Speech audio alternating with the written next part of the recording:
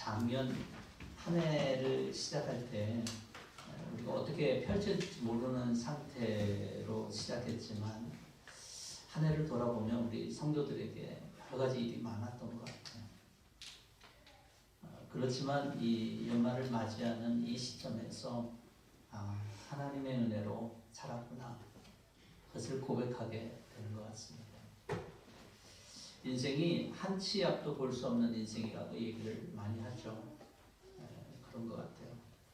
요즘에 눈과 귀로 들리는 소식 이런 것들을 보면요, 정말 한 치 앞도 알 수 없는 것 아닌가 이런 생각을 많이 하게 됩니다. 그러면서 여기저기 힘든 사람들의 그런 소식을 좀 듣게 돼요. 그래서 미래를 알 수 없다 그래서 사람들은 희망이 점점 사라지고 있다 이런 평가들을 많이 하고 있는 것 같습니다. 아이러니하죠. 기술은 점점 발달해서 더 희망을 얘기하는데 사람들의 삶은 그 가운데서 한 치 앞을 알 수 없는 그런 상황 가운데 있을 수도 있구나, 그런 생각을 하게 됩니다. 세상에 어려움이 없었던 경우는 없었던 것 같아요. 그렇지만 신앙의 사람들은 늘 하나님을 바라보면서 하나님을 찬양하는 그런 모습이 있었습니다. 오늘 시편 기자는 2절에서 이렇게 얘기를 합니다. 내가 평생토록 주님을 찬양하며 내가 살아있는 한 내 하나님을 찬양하겠다. 너무 좋은 말씀인 것 같아요. 저도 이루고 싶어요. 제가 지난주에 잠깐 존 웨슬리 마지막 모습을 잠깐 나눴는데요. 그 마지막 때까지 하나님을 찬양하는 그 시간이라고 되어 있었어요. 내가 살아있는 한, 생명이 붙어있는 한 하나님만을 찬양할 수 있는 그 믿음이 저와 여러분들 가운데 고백되어지기를 바랍니다. 보통 사람들은요, 이러지 못해요. 좋은 일이 있으면 좋아하고, 나쁜 일이 생기거나 고통스러울 때는 또 삶이 여기서 그만 됐으면 좋겠다, 그런 사람들도 있는 것 같아요. 제가 얼마 전에 어떤 싱글맘에 대한 소식을 들었어요. 7년 전에 암에 걸렸는데 그 암이 다시 재발되고, 그런데 아이들도 둘이 있고, 고등학생 아이들. 그런데 약값이 없다고 들었어요. 그래서 제가 그 부분에 대해서 굉장히 어떤 마음이 있어서 이번에 우리가 성탄절을 이렇게 하려고 했던 그런 헌금들이 있잖아요. 그래서 그 헌금을 그분한테 하면 좋겠다. 하나님이 그렇게 기도하고 있을 때, 성탄절 헌금에 대해서 기도하고 있을 때 그렇게 인도하신 것 같아요. 삶이 고통스러워요. 내 상관과 상관없이 늘 삶은 우리에게 갑작스럽게 또 예상되지 않는 모습으로 고통이 찾아오고 뜻밖의 어려움이 우리 가운데 찾아와요. 그런데 신앙의 사람들은 좀 다른 것 같아요. 다윗도 그랬고, 또 우리가 잘 아는 바울도 그랬습니다. 대단한 믿음의 사람 같으면 뭐가 쫙쫙쫙쫙 풀려야 되잖아요. 그가 하나님의 복음을 위해서 그렇게 살려고 그러면 하나님이 좀 도와주셔야 되잖아요. 근데 바울이 2차 전도여행 때 빌립보 성에 들어갔는데 어떻게 됐냐면, 바울과 실라가 감옥에 갇히게 돼요. 감옥에 갇혔을 때 바울이, 신라가 제일 처음 한 게 뭔지 아세요? 그들이 찬양했다. 어떻게 그 상황에서 찬양할 수 있을까? 어떻게 그 상황에서? 빌립보서는 바울이 감옥에서 쓴 서신으로 잘 알려져 있어요. 옥중서신이라고 그러죠. 바울의 고백을 우리가 같이 한번 보기를 원하는데요. 바울은 이렇게 얘기를 하고 있어요. 그가 감옥에서 한 고백이에요. 난 둘 사이에 있습니다. 내가 원하는 것은 세상을 떠나서 그리스도와 함께 있는 것입니다. 그것이 더 낫기 때문이다. 육신에 남아있는 이유는 여러분들에게 더 필요할 그것 때문에 남아있습니다. 23절에 훨씬 더 나으나의 반대말을 우리가 유추해서 문법적으로 유추해 본다면 24절은 어떻게 되냐면 육신으로 남아있는 것이 더 낫다는 말이 될 거예요. 육신으로 남아있으면 지금 뭐예요? 감옥에서 고통받고 있는 삶이거든. 그게 더 낫다니. 이게 이해가 됩니까? 시편 기자의 찬양도 그렇고 이 빌립보에 갇혀있는 죄수로서 갇혀있는 바울도 그렇고 그들이 찬양하고 그들이 당한 모든 처지와 상황을 이렇게 넘어서는 그런 이유는 뭘까? 바울의 고백에서 우리는 또 한 가지를 보게 돼요. 바울은 20절, 그 1장 같은 장이에요. 1장 20절에서 그 얘기합니다. 살든지 죽든지 전과 같이 지금도 내 몸에서 그리스도께서 존귀함을 받으시리라. 이것이 그의 삶의 비결이에요. 내 지금 상황과 이런 처지와 상관없이 찬양할 수 있는 이유는 뭔지 아세요? 그리스도가 내 삶의 중심이 되고 하나님이 내 삶의 중심이 되면요, 신구약 전체를 통해서 사람들을 면면히 살펴볼 결과 그들은 상황과 상관없이 하나님을 찬양할 수 있었다는 것. 여러분, 우리가 이 땅을 왜 삽니까?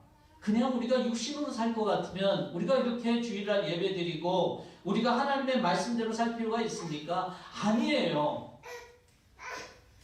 우리는요, 예수 그리스도가 우리의 삶의 기준이, 예수 그리스도가 우리 중심에 있는 삶이기 때문에 삶이 다르게 사라질 수밖에 없다는 것입니다. 그래서 우리의 기준은 세상 사람들의 기준과 같아질 수가 없어요. 자꾸 여러분들이 세상 사람들의 기준에 사로잡히는 한 여러분들의 모습은 세상 사람들과 똑같아요. 그런데 그리스도께 사로잡히는 한, 하나님께 사로잡히는 한 우리에겐 찬양과 또 세상 사람들과 다른 기준의 삶을 살아가게 된다라고 하는 거예요. 그들이 바울이 맨 처음부터 그랬냐? 그런 거 아니었어요. 다윗이 맨 처음부터 그랬을까요? 그러진 않았을 거예요.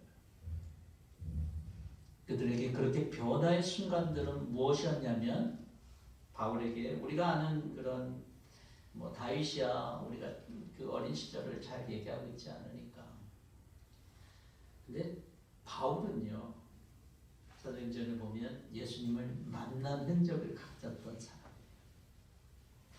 그들이 그렇게 바뀌었던 것은 하나님을 만났고 예수님을 만났기 때문에.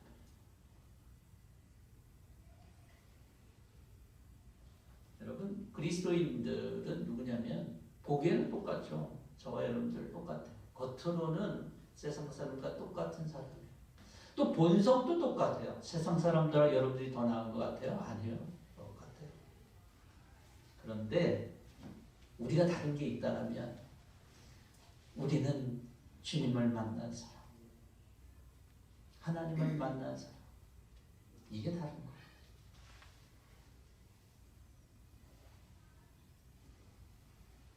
시편에서 다윗이 찬양을 해요. 그가 기쁜 일이 많았을까요? 제가 앞서 말씀드렸다시피 사무엘상을 이렇게 쭉 살펴보면 얼마나 큰 고난이 있었어요. 누구는 늘 찬양했다고 그랬어요.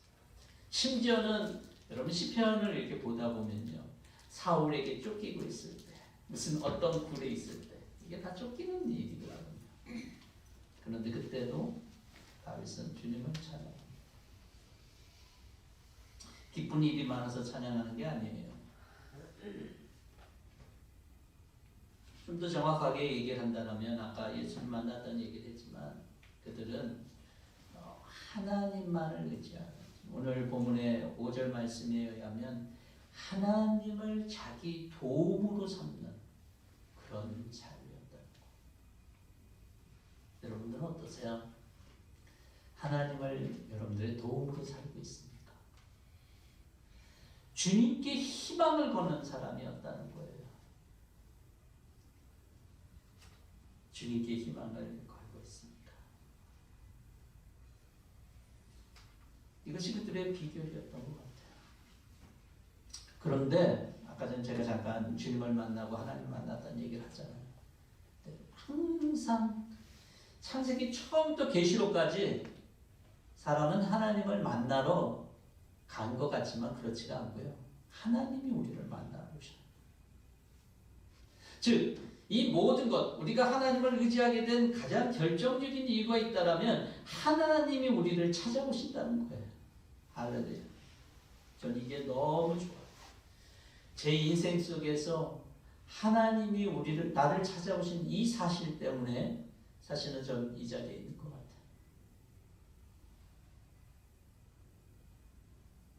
그래서 우리가 지난주에 나눴지만 임마누엘 하나님, 우리 함께 하신 하나님, 우리 가운데 찾아오신 하나님이라는 얘기 아니겠어요? 왜냐하면 인간은 어느 스스로 자기의 의를 가지고는 하나님을 알 수가 없어요. 여러분, 제가 증명을 해드릴까요? 여러분들이 예수를 믿는다라고 시작을 했지만 정말 하나님을 확실하게, 여러분들 성경을 읽고 기도를 많이 하고 예배를 많이 드리고 봉사를 하고 그러면 하나님을 더 확실하게 알 수 있는가요? 아니요, 그렇지가 않더라고요. 여러분들보다 제가 아마 예배를 드린다고 하면 더 많이 드렸을 거예요.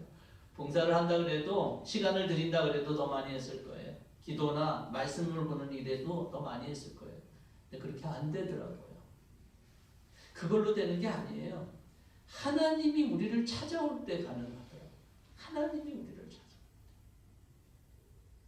그래서 우리는 아무리 신앙생활이 오래돼도 하나님을 찾아오시는 이 경험이 없으면 우리는 하나 다른 인생하고 별 다를 게 없어요.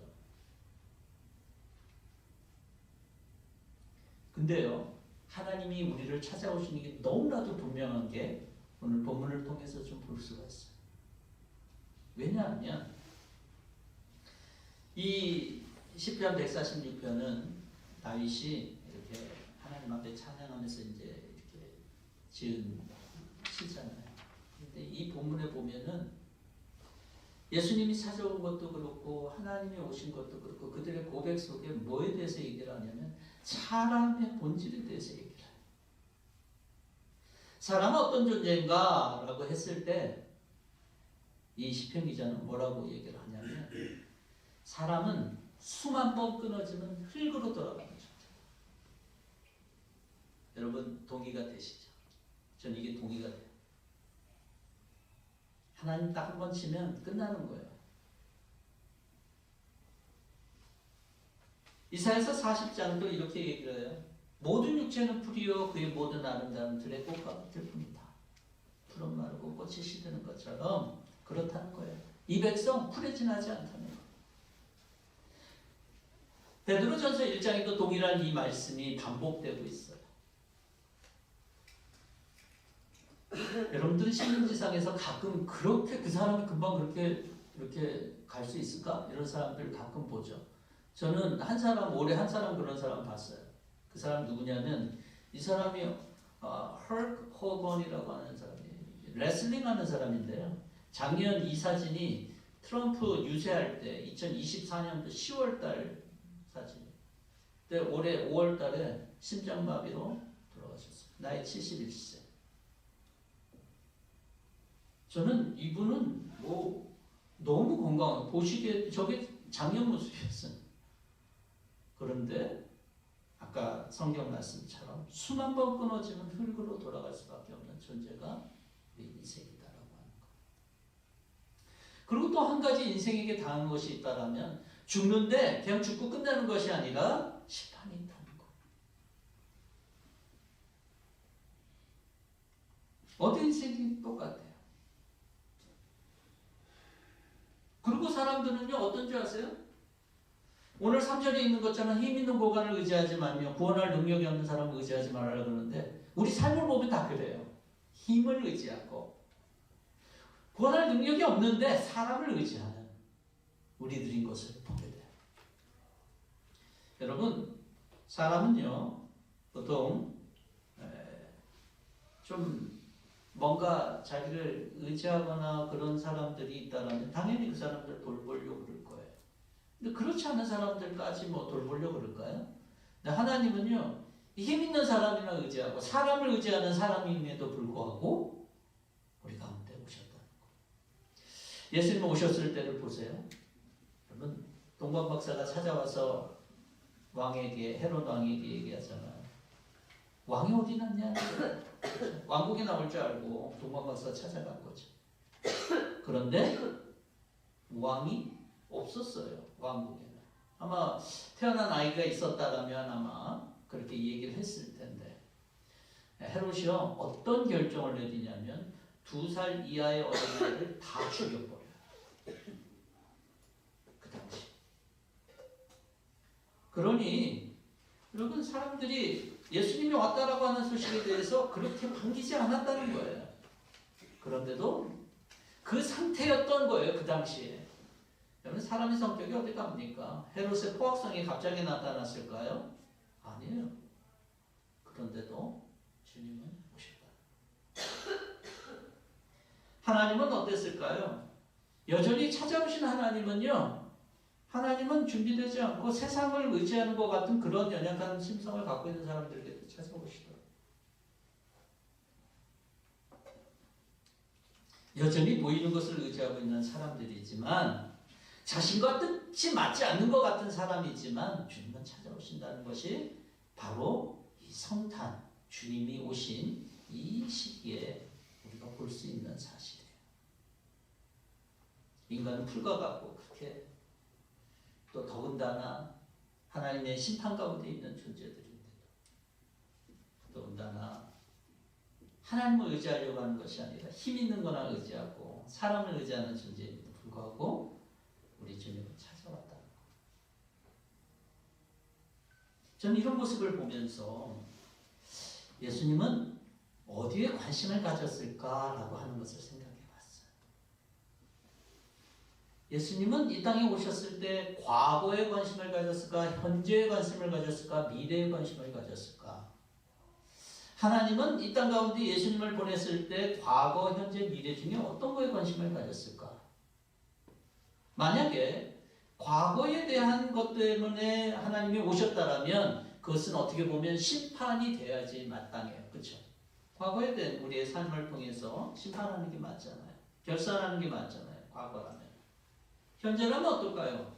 현재라면 내가 지금 처한 상황들을 해결해 줘야 되는 게 맞아요. 근데 예수님은요, 오셨을 때 우리를 심판하려고 하는 모습이 있었을까요? 예수님이 이 땅 가운데 오셨을 때 심판보다는 다른 쪽, 내가 너희를 구원하러 왔다라고 얘기를 해요. 현재라면 어떨까요?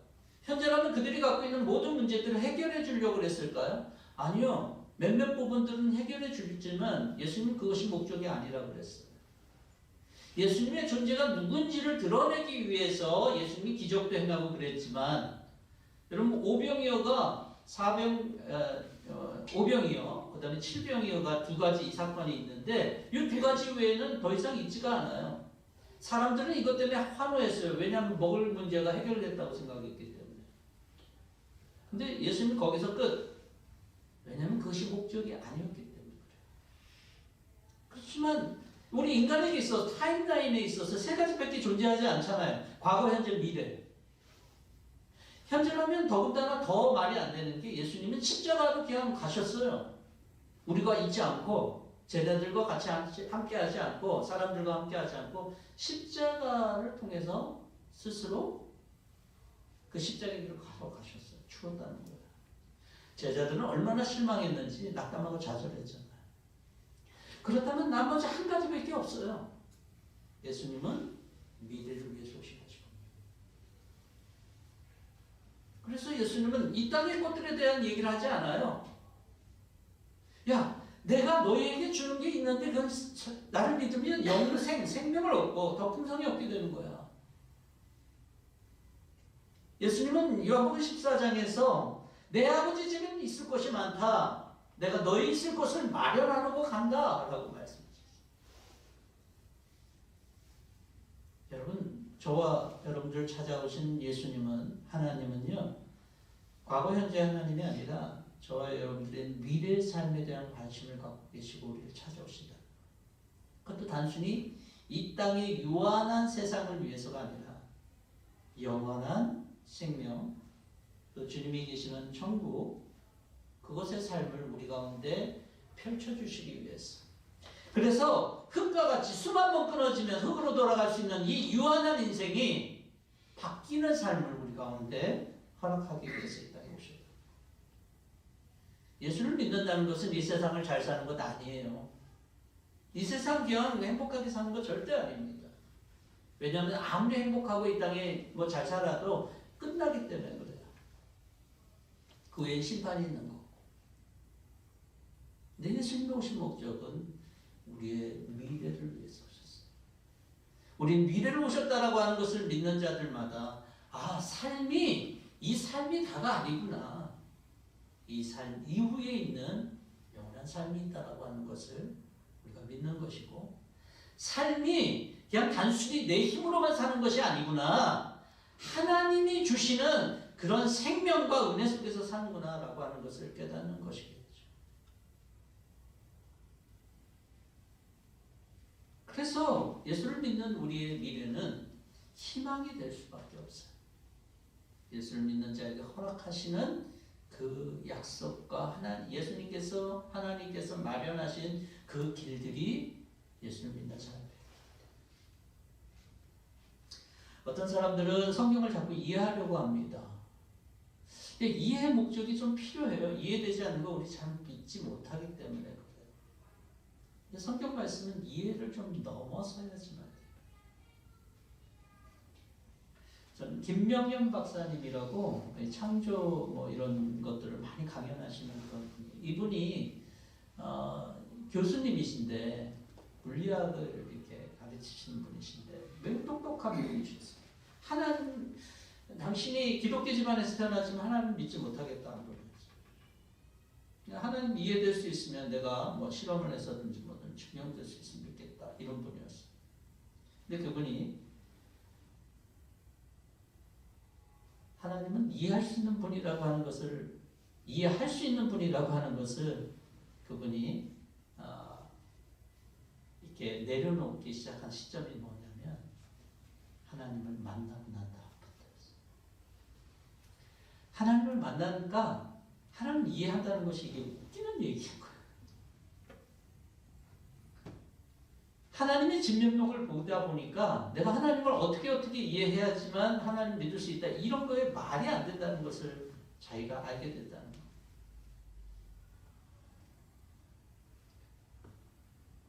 여러분, 우리를 찾아오신 주님께서는요, 우리를 만나주시러 오시는 주님께서 오늘 또 저와 여러분들의 그런 상황들을 아시고 찾아오시는 분이시다. 그것이 바로 우리의 희망인 것이죠. 하나님은 우리에게 약속을 하시면서 우리에게 찾아오십니다.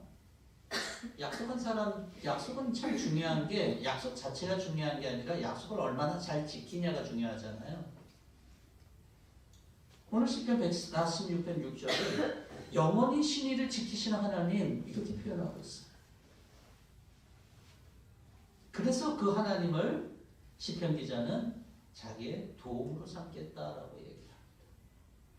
주님께 희망을 걸겠다라고 얘기합니다. 그것은 미래를 하나님께서 어떻게 하실 것을 믿고 의지하는 사람들이 고백하면서 나아가는 말씀인 거예요. 그래서 그들은 어떻게 합니까? 힘 있는 고관을 의지하지 않습니다. 사람을 의지하지 않는다는 거예요. 사랑하는 성도 여러분, 창세기부터 계시록까지 사람은 믿을 만한 대상이 되지 않습니다. 그걸 누누이 얘기하고 있어요. 구원할 능력이 있는 존재가 아니라고 하는 것을 누누이 하나님께서 말씀하고 계세요. 여러분들 눈에 아무리 경건하고 신령한 사람이라도 하더라도 그 사람을 통해서 구원받는 건 절대로 아닙니다. 신앙의 시작을 도와줄 수는 있을지언정 주체는 될 수가 없어요. 저희 집 아파트 단지에 이제 오래되다 보니까 그 난간들이 이렇게 녹이 슬어갖고 지금부터 좀 된 일인데 그 한쪽이 이렇게 녹이 슬면 부식이 돼서 이게 중간이 끊어지잖아요. 없어지고. 근데 거기에 어느 날 보니까 진짜 너무 많이 녹이 있으니까 이렇게 살짝만 이렇게 힘을 줘도 넘어지겠더라고요. 근데 그런 때쯤 오니까 아까 관리 사무실에서 그걸 다 교체해 줬거든요. 녹이 쓴데 여러분들 의지하겠어요? 의지하면 어떤 일이 벌어지겠어요? 당연히 넘어지는. 그래서 하나님은 녹이 쓴 것 같은 그러한 인생을 하나님 의지하지 말라는 거예요. 여러분 팔팔한 것 같죠? 그렇지만 시간이 지나면서 사람은 변하게 돼 있어요. 그거 의지하지 말라는 거예요. 어떤 사람은 어떻게 하나님을 나약하게 하나님을 의지하냐라고 말해요. 하나님 의지하는 거 나약하다라고 얘기합니다. 어떻게 보면 맞는 말이에요. 하지만 그 사람 몰라서 하는 말이에요. 여러분 이제 가난아기가 막 태어났어요. 우리 미연이가 태어났는데 미연이한테 너는 어떻게 나약하게 부모를 의지하냐라고 말할 수 있을까요? 말이 안 되죠. 아이는요 부모를 의지하는 게 맞는 거예요. 그런데 하나님 아버지와 우리를 생각해 보면 우리는 아이만도 못한 그런 데가 너무나도 많이 있잖아요. 아이 같으면 우리가 하나님을 아버지로서 의지하는 것이 마땅한 것 아닐까요? 그게 뭐 나약함이라면 나약할 수 있어요. 그렇지만 그게 정상인 거죠. 누가 그 상황을 갖다가 비난할 수 있겠어요? 신실한 그리스도인들이 보여주는 헌신과 사랑에 대해서 우리가 얘기할 때 어떻게 저 사람은 그렇게 살 수 있을까? 이런 얘기를 가끔 합니다. 여러분 여러분들이 잘 아는 마더 테라사든 킹이든 우리나라의 유명한 그런 목사님들이나 어떤 선행을 했던 분들이 있잖아요. 근데 그분들이요, 특별히 신앙을 갖고 있는 사람들 그런 분들을 이렇게 좀 보면 맨 처음에 그런 일을 시작한 것도 굉장히 대단한 것처럼 보이지만 그분들이 10년, 20년, 30년 계속 하는 것은 굉장히 힘든 일일 거예요. 그것이 의지적으로 내가 이게 좋은 일이니까 한다? 그렇게는 잘 안 될 것 같아요. 하다 보면 힘든 게 있으면 포기하기도 쉽죠. 근데 그런 분들이 제가 이렇게 간증이나 이런 걸 들어보면 어느 순간이 찾아오냐면 그 사람들을 위해서 내가 있는 것이 아니라 그 사람들 때문에 나에게 은혜를 주시는 하나님을 발견하기 때문에 그것을 계속할 수 있었다라고 하는 그런 타이밍이었더라고요. 그러니까 내가 어떤 것이 좀 괜찮아서 그 사람들한테 뭘 베풀고 이러는 것들이 아니라 이 사람들 때문에 하나님은 내게 은혜를 주셔서 할 수 있는 거지 이렇게 깨닫는 순간이 없다는 거예요. 그래서 로마서에서 바울은 15장에서 야 내가 너희들 때문에 사랑의 빛을 얻었다라고 얘기를 해요. 이 사랑의 빛이 뭡니까? 바울이 얘기하는 그 사람들, 하나님을 믿지 않는 사람들 때문에 내가 하나님을 알게 됐으니 내가 빚진 자는 너희들에게 이렇게 얘기를 하는 거거든요.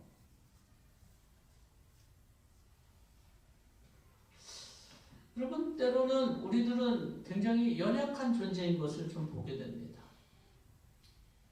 다른 사람 위해서 여러분 마음을 쏟아놓으면서 저들의 연약함이나 저들의 문제나 이런 것들을 위해서 기도할 때가 있나요? 하나님 저 사람이 조금 더 믿음이 강했으면 좋겠고 하나님 저 사람이 조금 이랬으면 좋겠고 예를 들어서 교회 예배를 열심히 했으면 좋겠고 저도 역시 그런 비슷한 기도를 할 때가 있었어요. 그런데 그 기도를 하면 깨닫게 되는 게 뭔지 아세요? 다른 사람을 위해서 기도했는데 하나님은 너라고 하는 나라고 하는 것에 집중하게 하시더라고요. 너는 어때?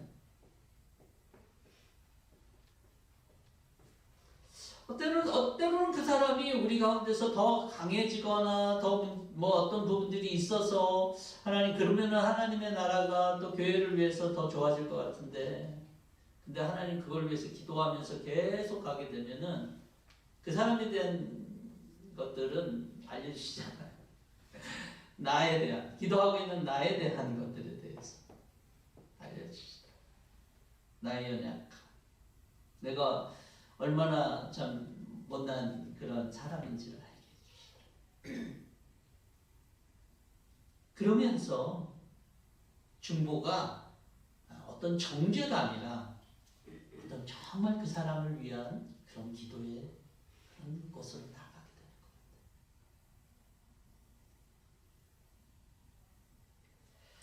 겁니다. 연약함을 인간은 느낀 후에 비로소 하나님이 도와줄 것과 하나님이 나에게 희망이 될 것을 깨닫게 되는 것입니다.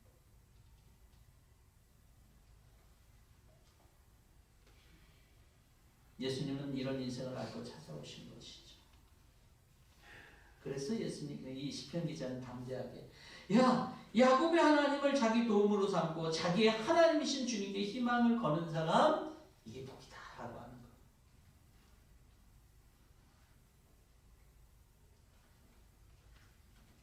그러면서 우리 이 7절, 8절, 9절은 여기 보면은 이 다윗이 그 상황 가운데 있었던 많은 약한 그런 사람들을 얘기하는데요. 억눌린 사람, 굶주린 사람, 감옥에 갇힌 죄수, 눈먼 사람, 낮은 곳에 있는 사람, 나그네, 고아, 가족. 이게 당시에 다 약자들 아닙니까? 약자.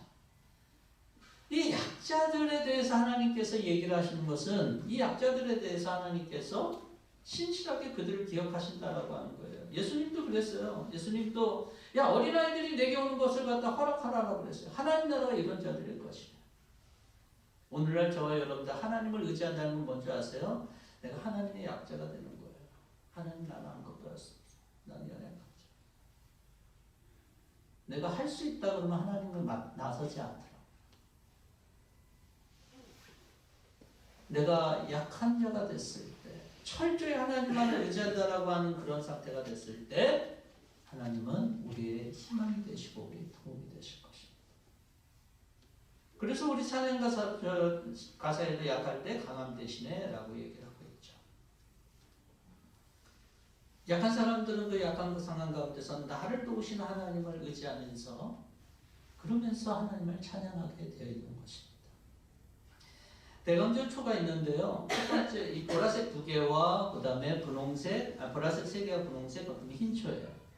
보통 대강절 첫째 주, 두 번째 주 보라색이고 세 번째 주차가 분홍색이고 네 번째가 보라색이고 성탄절에 흰색을 가운데 있는 흰색을 입히는 것입니다.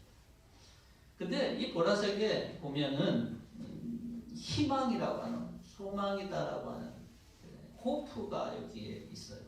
또 joy, 그 다음에 peace, 그 다음에 love 이렇게 되어 있는데 어떻게 보면 여러분 우리는 어린아이로서 하나님을 의지한다라고 하는 것 그것은 우리에게 있어서 사실 희망이고 그것은 우리에게 소망이 되는 것을 보여주는 것이 바로 이 대강절의 의미예요.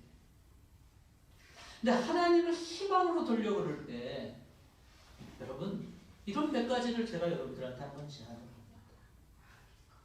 그분이 우리에게 유리하도록 그 유리한 상황을 바꾸도록 하는데 하나님께 맡기는 저와 여러분 됐으면 좋겠어요.